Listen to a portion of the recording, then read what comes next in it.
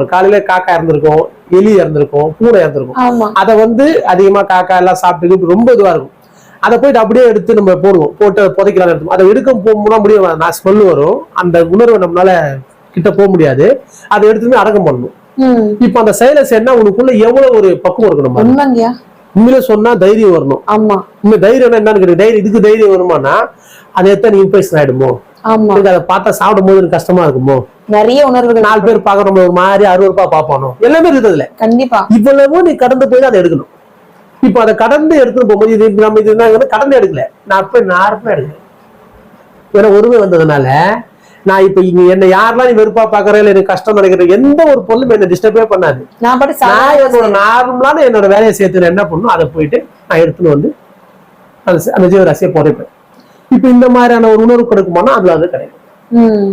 ரெண்டாவது பாத்தீங்கன்னா, இங்க எல்லா நிகழ்வுக்குள்ளயுமே இப்ப எது நடக்குது இங்க, இப்ப நம்ம இவ்வளவு பேச்சு பேசுறதுல நம்ம பண்றோம். இப்ப நமக்குள்ள ஒரு நோய் வந்தா என்ன பண்ண, நம்ம நோய் வச்சு நம்ம இவ்வளவு பேசலாம், இவ்வளவு செயல் செய்யணும், அந்த நோயே நன்மைதான் அப்படின்ற ஒரு புரிந்து.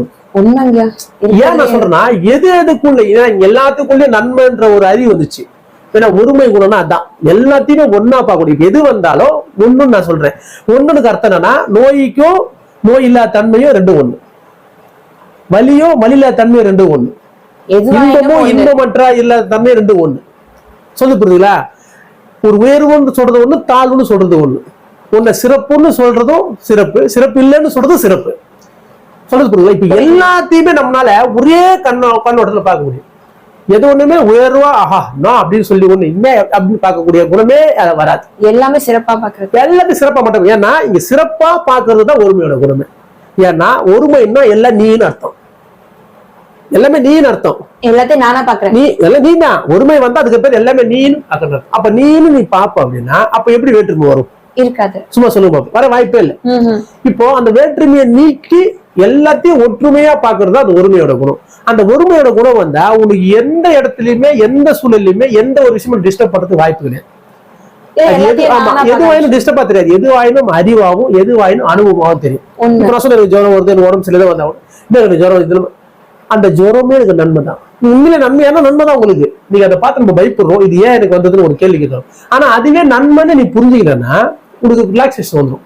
இப்போ எதை பார்த்து நீ பயந்தாலும், எதை பார்த்து நீ ஓடினாதான் உன்னை விரட்டுறதோ உன்னை மிரட்டுறதோ எல்லாம் நடக்கும். கண்டிப்பா நீ அது ஒண்ணுமே இல்லை, அதெல்லாம் அதுவே நன்மைக்கு தான் நடக்குது அப்படின்ற ஒரு எண்ணத்தை நீ காட்டினா அது என்ன பண்ணும்? ஒருத்தன் நம்மளை வெறுப்பேத்துறான், ஒருத்தன் நம்மளை கோவப்படுத்துறான், நம்ம ரியாக்ஷனே காட்டாம நன்மைக்கு தான் பண்றாரு சொன்ன வெறுப்பேத்தோ நம்மள இல்ல, வாய்ப்பே இல்லை.